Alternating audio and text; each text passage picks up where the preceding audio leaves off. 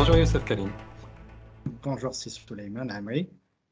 Youssef Karim, Alaoui, merci d'avoir accepté notre invitation à Forcy News pour cet échange dans le cadre de notre série de podcasts Too Digital to Fail, qui est d'ailleurs diffusée sur pas mal de plateformes de podcasting, dont Spotify, Deezer, Apple Podcasts et d'autres plateformes.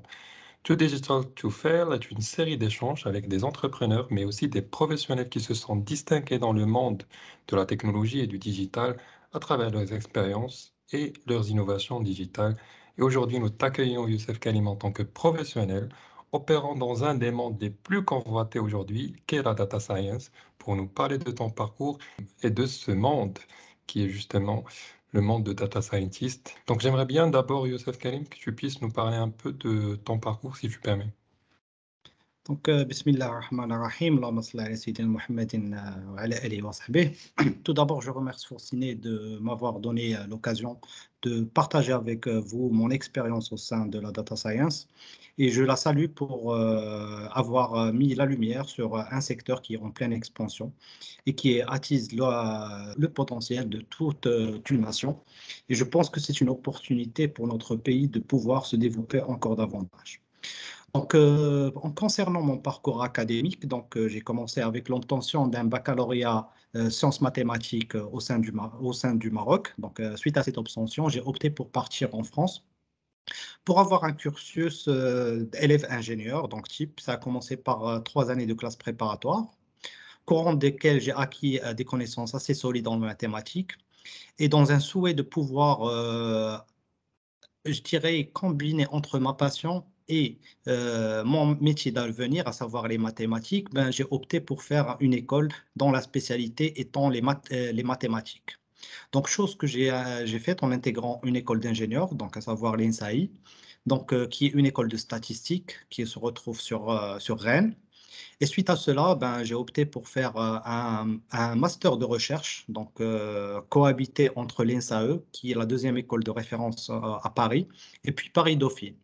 Donc, suite à cela, ben, j'ai acquis des connaissances assez solides en informatique, en statistique et aussi en finance. Donc, c'est double compétence. Donc, à l'époque, quand j'étais étudiant, ben, il y avait un fort lien et une forte causalité entre les deux secteurs, à savoir informatique et mathématiques et statistiques. C'est ce qui a vu émerger dans les années où j'ai obtenu mon diplôme, à savoir 2008-2009, ben, l'immersion des premiers data scientists au monde, donc à savoir que c'était chez Google. Donc, l'aspect data scientist essentiellement, c'est combiner entre les statistiques, la modélisation mathématique et l'informatique, chose que j'ai pu acquérir durant mon parcours académique. Suite à l'obtention de mon diplôme, j'ai opté pour revenir à mon pays pour pouvoir m'acquitter de mon devoir de développement de notre pays. Suite à j'ai rejoint différentes institutions, des grandes institutions marocaines, où j'ai pu les accompagner dans leur transformation de la data, c'est-à-dire mettre la data au corps des préoccupations du top management pour pouvoir driver le business sur différents aspects. Parce que c'est essentiellement la data qui permet au top management et aux dirigeants de l'entreprise d'avoir un œil partout sur l'ensemble de la chaîne de production, mais aussi sur les différents points de vente. Alors donc justement, tu as exercé dans pas mal d'expériences le métier de data scientist au Maroc. Et c'est parmi les métiers, comme tu as dit, enfin, qui sont en expansion. Maintenant, pour rapprocher plus nos auditeurs en fait de ce métier-là, que fait un data scientist? Et par rapport à toi justement, à quoi ressemble ton quotidien dans l'exercice de ce métier-là? Alors, pour pouvoir rapprocher nos auditeurs par rapport aux data scientists, ben, je commencerai déjà par expliquer tout simplement. Le concept du data scientist, c'est que le concept du data scientist, c'est faire parler les données. Pourquoi est-ce qu'on essaye de faire parler les données? C'est pour retranscrire une réalité à travers les données. Ces données-là, c'est des traces ou des signatures des différents usagers qui laissent sur notre système d'information et qui retracent l'ensemble des parcours, que ce soit en termes de coûts, que ce soit en termes d'achat, que ce soit en termes de comportement de la clientèle. Donc, nous, comme étant data scientist, on essaie d'extraire de l'information à travers l'usage de techniques de data science dans l'exploitation de la donnée. Donc, ça part de soi, c'est que pour faire parler la donnée, ben, on a besoin d'une double compétence en informatique. Pourquoi en informatique? C'est pour extraire l'information brute, travailler l'information brute et interroger les différents systèmes opérants. Donc, pour pouvoir extraire l'information des différents systèmes opérants, ben, on a besoin d'une compétence informatique. Donc, une fois qu'on a extrait cette donnée-là, qu'on pourrait dire que c'est la matière première de la data science, ben après intervient la phase d'exploration de la donnée. Donc, une fois qu'on a exploré la donnée, ben on essaie de faire sortir l'essence de cette information. L'exemple le plus utilisé, et je dirais que c'est ce qui est utilisé le plus, c'est ce qu'on appelle le reporting, par exemple. Le reporting, ben, c'est la première phase qui permet d'extraire de l'information. À titre d'exemple, ben, on essaie de voir le chiffre d'affaires, comment est-ce qu'il évolue. Est-ce qu'il est en hausse, est-ce qu'il est en baisse? Pourquoi est-ce qu'il est en hausse et pourquoi est-ce qu'il est en baisse? Une fois qu'on a analysé ce chiffre d'affaires-là, ben, on essaie de revenir. Pourquoi est-ce qu'on a ce chiffre d'affaires? Est-ce que c'est un segment de clientèle qui est en repli? Est-ce que c'est tous les segments de la clientèle qui sont en repli? Et pourquoi est-ce qu'on est en repli sur telle ou telle partie de chiffre d'affaires? Une fois qu'on a fait cela, ben on peut ajouter encore de la donnée. Donc, on peut voir les concurrents, qu'est-ce qu'ils ont fait pour pouvoir dire est-ce que notre recul de chiffre d'affaires, il est juste spécifique à notre entreprise ou est-ce qu'il est sectoriel ou est-ce qu'il est mondial? Bien sûr, ça va de soi, plus on a de la donnée, plus on a de l'information, et plus on a de l'information, plus on peut déceler les aspects et les questions du top management. Donc, essentiellement, on essaye de répondre à énormément de questions, que ce soit du top management, que ce soit les gens qui sont dans notre entreprise.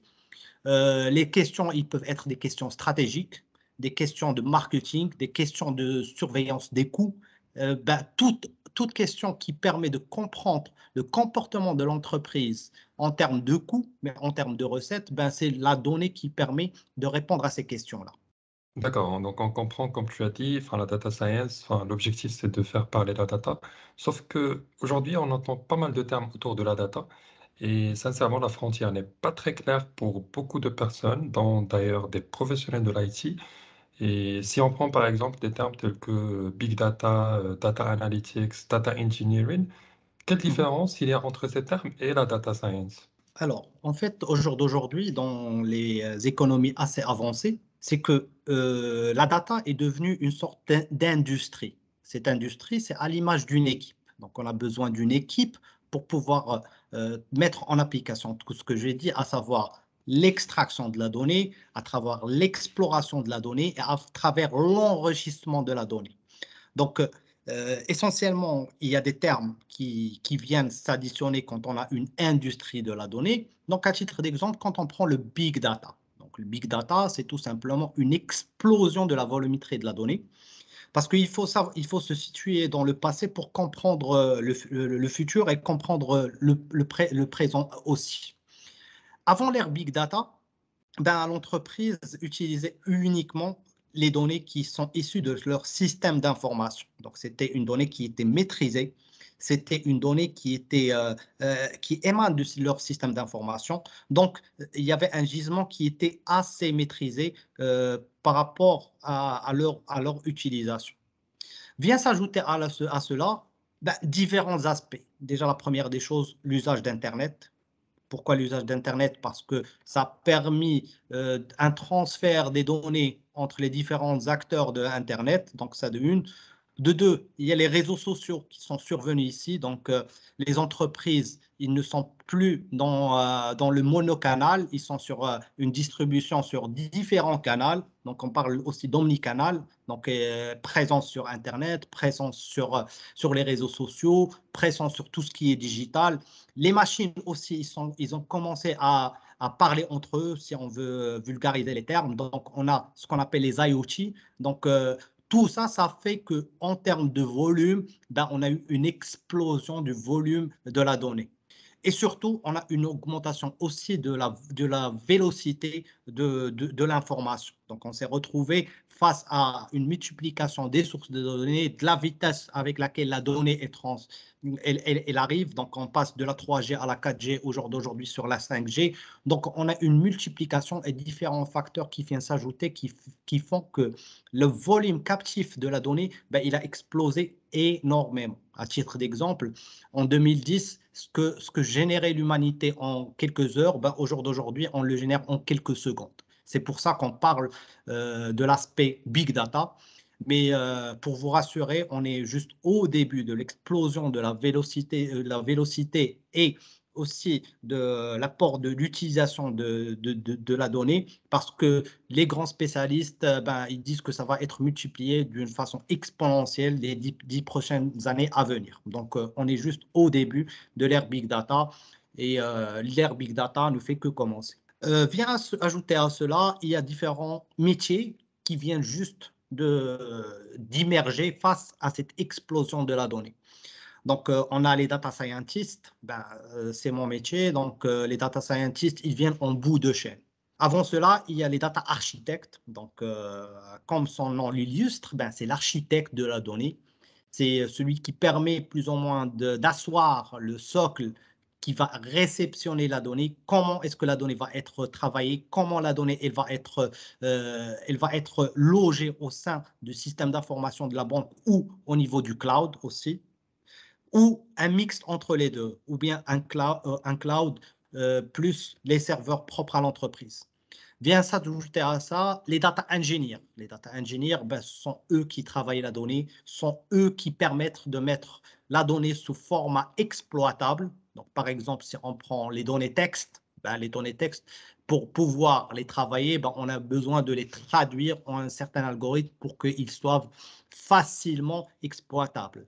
Ben, une fois qu'on a préparé cela, ben, vient s'ajouter essentiellement les deux métiers qui sont les plus en vogue, à savoir les data analysts et les data scientists. Ben, les data scientists, essentiellement, sont eux qui créent de la valeur à travers l'exploitation de ces données-là. Et donc, quand tu dis que c'est juste le début en fait de la big data et de la vélocité, ça veut dire que ça confirme en fait tout ce qui se dit que le métier de data scientist, ça serait, ou là, c'est aujourd'hui le métier le plus recherché, en tout cas pour ces économies avancées que tu as citées.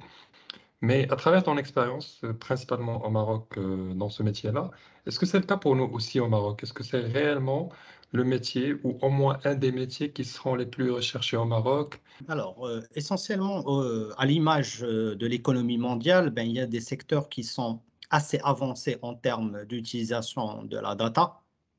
Mais il faut aussi lier l'utilisation de la data à un aspect qui est très très important, à savoir la digitalisation. Parce que c'est la digitalisation qui permettrait de retranscrire l'ensemble de la donnée. Et c'est ce qui permet essentiellement de laisser les traces des utilisateurs, les traces des machines. Et c'est ça qui permet de générer la donnée. Donc aussi l'usage de Internet. L'usage du e-commerce, ben, c'est des catalyseurs et c'est des préconiseurs à l'usage de la donnée. Certes, le Maroc, il est bien classé en termes de l'Afrique sur ces aspects-là, que ce soit l'aspect de la digitalisation, l'aspect du e-commerce ou l'aspect d'usage d'Internet en général, des réseaux sociaux aussi. Donc, cela laisse à prévoir que le taux déjà de pénétration en termes de digitalisation et usage d'Internet, ben, on a encore de la marge devant nous. Donc, cette marge-là, elle va permettre aussi de générer énormément de la donnée.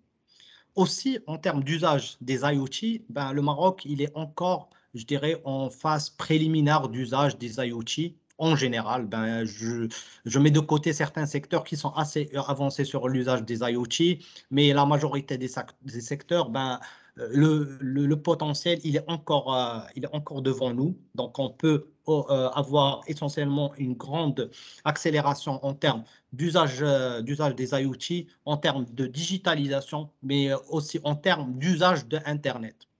Il n'y a qu'à voir, par exemple, sur certains grands secteurs qui sont précurseurs sur l'usage de la digitalisation. Si on prend, par exemple, le secteur des télécoms, ben, on peut dire qu'au Maroc, le secteur du télécom, il est assez avancé en termes de digitalisation. Donc, le recours à l'usage de la data, ben, je dirais qu'on est sur des grandeurs qui sont comparables par rapport à ce qui se fait sur le niveau international. Aussi, le secteur bancaire au Maroc, ben, il y a un aspect de digitalisation qui commence.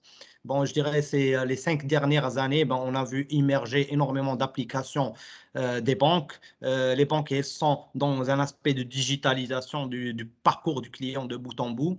Ben, ces aspects-là des 5 dernières années, ben, on est au début d'usage de la data pour pouvoir mettre la data au cœur des préoccupations des grandes banques marocaines. Les autres secteurs, ben, ils essayent de suivre, mais à l'image de l'international, c'est tout à fait normal. Il y a des secteurs qui sont forts utilisateurs de la data, d'autres secteurs qui peinent à prendre le relais. Je cite à titre d'exemple le secteur hôtelier. Ben, le secteur hôtelier, au niveau international, l'usage de la data n'est pas assez avancé que les autres secteurs, par exemple les telcos ou le secteur bancaire, le secteur de l'assurance, etc., etc. Après, l'aspect technique, l'aspect moyen, l'aspect humain, c'est pas ça qui manque. Essentiellement, alhamdoulilah, notre pays, il regorge de compétences, que ce soit mathématiques ou informatiques. Je souligne bien et ou informatique, parce que d'ailleurs, la majorité des Marocains, ils sont assez brillants sur l'aspect mathématique et informatique. Et ça, c'est pas moi qui le dis, c'est les différentes économies avancées. Quand on regarde les Marocains qui opèrent sur des secteurs assez avancés en termes de la data, ben, ou de l'informatique ou de la modélisation, ben, on est assez avancé. Tu as cité, Karim, justement deux secteurs qui sont, disons, précurseurs ou des early adopters euh, Mhm. de l'industrie data quelque part au Maroc, tels que les telcos et les banques. J'aimerais bien savoir, est-ce qu'il y a des cas d'application qui sont plus fréquents dans ce genre d'entreprise, que ce soit dans ces secteurs ou dans d'autres secteurs, notamment marocains, au jour d'aujourd'hui?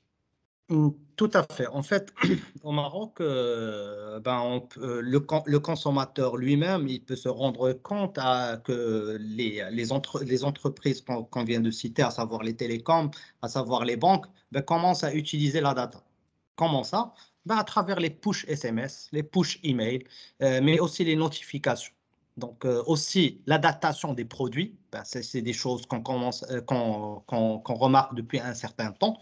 Donc, par exemple, sur les télécoms, ben, quand on regarde les trois acteurs télécoms au niveau national, ben, ils essayent de faire une diversification de l'offre. Ah, par exemple, sur le mix entre data et voice, entre ceux qui utilisent uniquement du voice et ceux qui utilisent de la data uniquement. Donc, on va retrouver à l'image de leur étude en termes de la donnée, exploitation de la donnée, ben, qu'ils ont analysé leurs données, ils ont trouvé que essentiellement les clients, ben, il y en a des clients qui sont appétents à la data uniquement, et on a ceux qui utilisent que du voice, c'est-à-dire juste qui appellent, et on a ceux qui font un mix entre les deux. Donc ces offres-là ben, émanent des études de la data. Aussi, on voit que dernièrement, certaines banques commencent à s'intéresser à des segments de clientèle. Par exemple, la clientèle jeune, ceux qui ont moins de 18 ans, ceux qui ont entre 18 et 25 ans. Ben, la question qu'on doit se poser, c'est pourquoi ces banques-là s'intéressent à ce type de clientèle. Ben, la réponse est clairement que ces entreprises-là, ben, ils ont exploité leurs données. Ben, ils ont vu que, par exemple, sur ce segment-là de clientèle, ben, il y a un retard. Où là, sur ce segment de clientèle, ben, ils sont leaders, donc ils doivent asseoir leur leadership sur ce type de segment.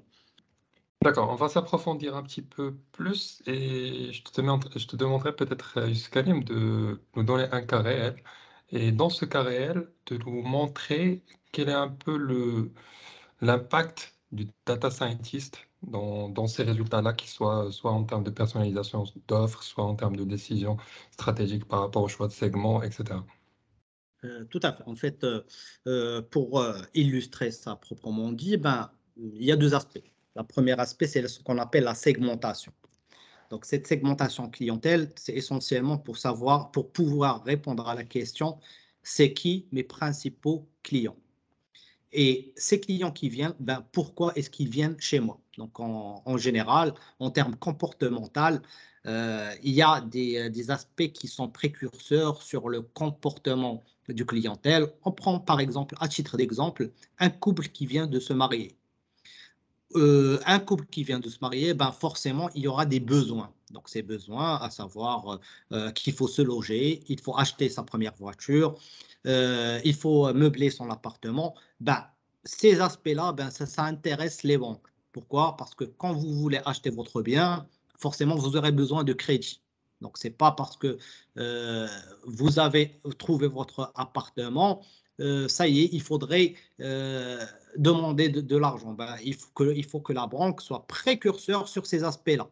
Par exemple, aussi, il y a un aspect qui est très, très important, c'est que un client, s'il est non satisfait, ben, il va nous quitter, ce qu'on appelle les scores de churn. Score de churn, c'est-à-dire qu'on essaie de prévoir à l'avance est-ce que ce client-là va partir ou il ne va pas partir. Donc, par exemple, pour illustrer ces aspects-là, ben, un client qui est mécontent au sein d'une banque ben, va commencer à retirer ses dépôts. Il va commencer à utiliser sa carte bancaire de moins en moins. Il va faire des réclamations.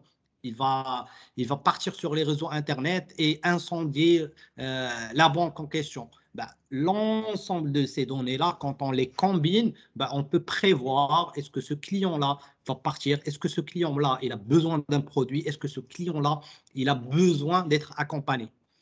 Une fois qu'on a calculé cette probabilité des événements, donc pour qu'on soit terre à terre, donc le data scientist en question, ben, il regroupe l'ensemble de ces données pour calculer une probabilité. Donc, cette probabilité, c'est pour nous dire est-ce que le client, c'est probable qu'il parte, est-ce que le client, c'est probable qu'il ait besoin d'une rallonge, est-ce que ce client-là, c'est probable qu'il effectue un achat immobilier, est-ce que ce client-là va souscrire à un crédit, consommation ou autre. Donc, en fonction de ces données-là qu'on regroupe, ben, on calcule la probabilité. Une fois qu'on atteint de la probabilité, ben là, on passe la main à l'équipe marketing. Et c'est là que l'équipe marketing prend la main et essaie d'utiliser ce que le data scientist provide. Donc, on provide essentiellement des outils d'aide à la décision et on ne prend pas la décision malgré qu'il y en a certains algorithmes qui permettent aussi de prendre les décisions. Mais au jour d'aujourd'hui, au Maroc, on n'est pas encore arrivé à ces aspects-là, mais plus ou moins, on passe la décision à l'équipe marketing qui va décider de quelle action marketing elle va mettre pour pouvoir fidéliser ce client, pour pouvoir proposer le bon produit à ce bon client. Oui, oui, c'est très clair. Par contre, ça me fait revenir à une question qu'on a abordée tout à l'heure, qui était celle de la différence. Et je me demande réellement, c'est quoi la majeure différence entre le data scientist et le data analyst? Est-ce que c'est la question des modèles statisticiens qui permettent justement de calculer ce que tu as appelé tout à l'heure la probabilité avec un esprit de prédiction, ou est-ce qu'il y a d'autres différences majeures? Alors, euh, essentiellement sur le type d'analyse, bah, je dirais qu'il y a différents stades d'analyse. Par exemple, bah, on essaie la première des questions, c'est de savoir pourquoi ça arrive. Pourquoi ça arrive, ça, c'est ce qu'on appelle l'analyse descriptive. L'analyse descriptive, bah, c'est ce qui permet essentiellement de pouvoir répondre aux questions des différentes usages. Une fois qu'on est parti en termes d'analyse, comment dirais-je, d'analyse descriptive, pardon, bah dans ce cas-là, on peut passer à d'autres étapes de ce qu'on appelle l'analyse de la donnée. Donc, la deuxième étape, ben, elle est plus complexe que la première parce qu'on peut décrire les données, mais aussi on peut faire une analyse causale. Donc, c'est pourquoi ça s'est passé. Donc, pourquoi ça s'est passé? Ben, c'est plus complexe. On a besoin d'affiner le tri de la donnée et aussi essayer de pouvoir sortir pourquoi est-ce qu'il y a une cause à effet. Et c'est quoi les variables qui influencent l'un par rapport à l'autre. Ces deux types d'analyse, ces deux premières étapes, c'est le data analyst ou le scientist? Ben, en fait, le data analyst, ben, il va s'arrêter en général entre l'analyse descriptive et l'analyse causale, à savoir l'analyse descriptive, que se passe-t-il essentiellement pour répondre à la question et pourquoi cela s'est-il passé. Le data scientist, ben, il va utiliser le process d'analyse de bout en bout, à savoir l'analyse descriptive, l'analyse causale, l'analyse prédictive. Donc, prédictive, c'est-à-dire essentiellement pour répondre que va-t-il se passer. Et c'est là où la partie algorithmique intervient essentiellement. Donc, quand on parle aspect algorithmique, ben, on a besoin de connaissances en modélisation, en mathématiques qui doivent être assez forts pour pouvoir utiliser le bon algorithme, mais aussi de calibrer, je dirais le terme technique le plus approprié, c'est calibrer l'algorithme. Parce qu'au jour d'aujourd'hui, on peut faire de l'analyse prédictive, mais si on n'a pas le savoir de calibrer l'algorithme, c'est-à-dire lui transcrire la donnée telle qu'il faut, lui donner l'information qu'il faut, calibrer le dosage des données qu'il faut introduire à cet algorithme, ben, on peut avoir des résultats qui sont complètement farfelus. Pour illustrer cela, je vous donne un exemple qui est très très simple. J'avais un stagiaire que je lui ai demandé juste de faire une analyse prédictive de comportement du taux de chômage au Maroc. Ben, il prend toutes les variables qui sont disponibles chez nous et il tourne son algorithme sur la donnée brute. Le résultat qui ressort, il est complètement farfelu. Pour illustrer cela, qu'est-ce que je lui ai dit? Vu que le taux de chômage est en hausse, ben, si je prends toutes les variables, il suffit par exemple de prendre juste mon âge, donc mon âge Youssef Karim Alaoui. Si je prends mon âge et je régresse sur le taux de chômage, ben, j'ai un R au carré, c'est-à-dire le coefficient d'ajustement de mon modèle, il est de 99%. Pourquoi? Parce que mon âge, il ne fait qu'augmenter et le taux de chômage, il fait qu'augmenter, ben, il y a une forte corrélation entre les deux. Donc, si je fais juste une régression linéaire de mon âge par rapport au taux de chômage, ben, j'ai un résultat prédictif qui est génial. Mais sauf qu'en application, ça ne veut rien dire du tout. C'est ça l'apport du data scientist, c'est que l'analyse prédictive, ben, le data scientist a comme mission de calibrer son modèle et aussi pouvoir retranscrire mathématiquement ce qui est réel. Donc ça, c'est le travail du data scientist, mais aussi, c'est-à-dire qu'est-ce qui rend le plus pour un data scientist, c'est ce qu'on appelle l'analyse prescriptive. C'est répondre essentiellement à la question comment rendre les résultats de mon algorithme possibles. Donc, comme on a évoqué, c'est que essentiellement par exemple, quand on fait du ciblage marketing, c'est quel produit dois-je proposer à quel client, à quel moment et par quel canal. Donc là, on a je dirais, un niveau d'hierarchisation, d'utilisation de l'analyse de la donnée de bout en bout, et que si j'ai à classifier, je dirais que l'analyse descriptive et l'analyse causale, ils sont utilisés par le data analyst et le data scientist, et le data scientist vient ajouter l'analyse prédictive et l'analyse prescriptive au niveau de l'analyse de la donnée. C'est très clair et je te remercie pour ces détails. Par contre, mis à part ces secteurs-là, enfin, notamment les télécoms, les banques et assurances, est-ce que tu vois aujourd'hui au Maroc d'autres secteurs où il y a un fort potentiel justement de l'usage ou de l'adoption de la data science? Si c'est le cas, enfin, quels sont ces secteurs-là et à ton avis, quel cas d'application, quel nouveau cas d'application on pourrait avoir dans l'avenir ici au Maroc?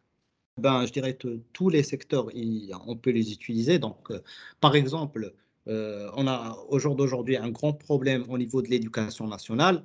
Ben, la data science peut répondre à ces aspects-là. Pourquoi? Pour, par exemple, orienter les élèves. Donc, on peut utiliser les données des élèves pour pouvoir déceler c'est quoi le profil type de tel élève et vers quel secteur il faut l'orienter et vers quelle formation on peut l'orienter et c'est quoi les formations à travers lesquelles l'élève en question peut avoir une forte probabilité de réussir. Aussi, on peut l'utiliser dans le secteur de la santé. Donc, le secteur de la santé, il est assez utilisé au niveau des économies avancées. Par exemple, je cite un trait d'exemple aux États-Unis, pour pouvoir prévoir la propagation du rhume en général, le ministère de Santé aux États-Unis utilise les mots de recherche des internautes américains, euh, ceux qui cherchent certains mots qui sont en rapport par rapport au rhume. Donc, le secteur aussi de la santé peut en bénéficier de l'usage de la donnée aussi. Le secteur du transport aussi. Par exemple, quand on regarde Casablanca, la circulation est un problème omniprésent et qui fait partie du quotidien des Casablancais. Dans ce sens-là, on peut utiliser de la data science pour réguler le flux des automobiles et le flux des passagers. Aussi sur le transport en commun, on peut résoudre énormément de problèmes. Au jour d'aujourd'hui, sur certaines économies qui sont assez avancées, le transport en commun n'est plus par rapport à l'heure. C'est-à-dire que ce n'est pas chaque 5 minutes que le bus passe, ce n'est pas chaque 10 minutes, mais c'est en fonction de la demande de passagers. Donc, vous voyez que la donnée elle est omniprésente dans tous les aspects au quotidien. Donc, on peut l'utiliser dans différents secteurs. Donc, j'ai essayé essentiellement de donner des exemples sur l'administration centrale, sur les transports en commun, sur l'éducation, parce que c'est ce qui touche directement le citoyen marocain et c'est là où est-ce qu'il peut jauger de l'importance de l'usage de la donnée en question. Tu as parlé de compétences, et d'ailleurs une des questions qui se pose pour pas mal de, disons, d'étudiants, mais aussi professionnels. Pour devenir un data scientist, est-ce qu'il y a un parcours type? Qu'est-ce qu'il faut avoir? Tu as parlé de mathématiques, d'informatique, et quel parcours il faut suivre pour accéder à ce métier? Alors, au jour d'aujourd'hui, il n'y a pas uniquement un seul parcours qui est le plus privilégié, malgré que on commence à avoir, par exemple au Maroc, certaines euh, grandes écoles qui commencent à offrir un parcours data scientist pur et dur. Donc ça, c'est la voie, je dirais, la première voie. Il faut avoir des compétences en informatique. Donc, si on est friand face à l'informatique, c'est pas la peine de s'aventurer dans ce secteur-là parce que c'est très, très demandeur en termes d'informatique et sans informatique, on ne peut pas faire grand-chose. Aussi, l'aspect modélisation est très, très important.